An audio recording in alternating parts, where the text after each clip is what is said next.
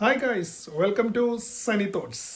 അപ്പോൾ ഇന്ന് ദുൽഖർ സൽമാൻ പ്രൊഡ്യൂസ് ചെയ്ത് നസ്ലീൻ, കല്യാണി പ്രിയദർശൻ എന്നിവർ പ്രധാന കഥാപാത്രങ്ങളെ അവതരിപ്പിച്ച ലോക ചാപ്റ്റർ 1 ടീസർ വന്നിട്ടുണ്ട്.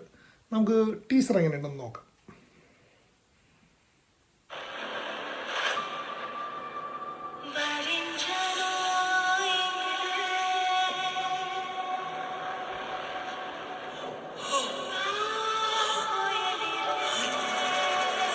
Wayfarer Films.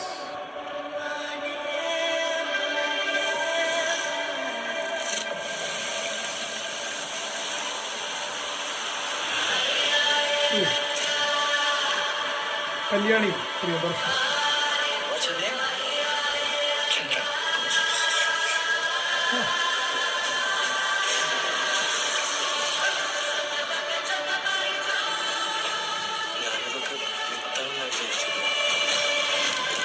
നസ്ലീൻ.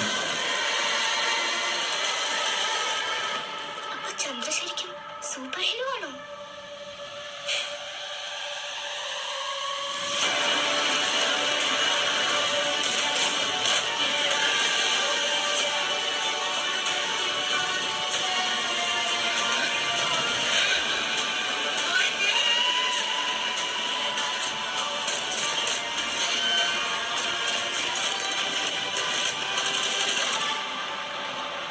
ലോക ചാപ്റ്റർ 1 ചന്ദ്ര.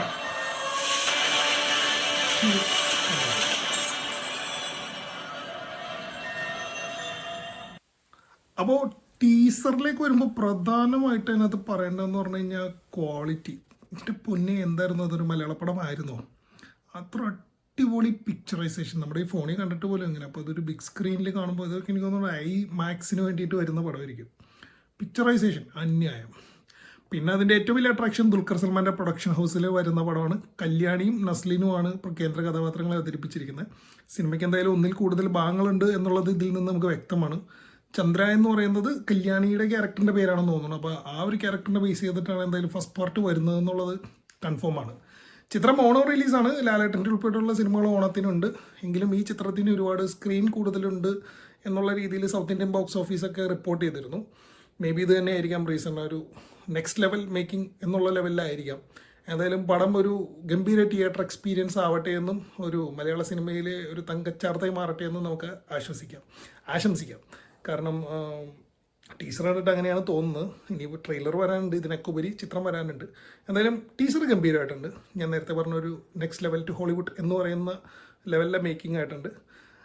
പ്രതീക്ഷകളുണ്ട്.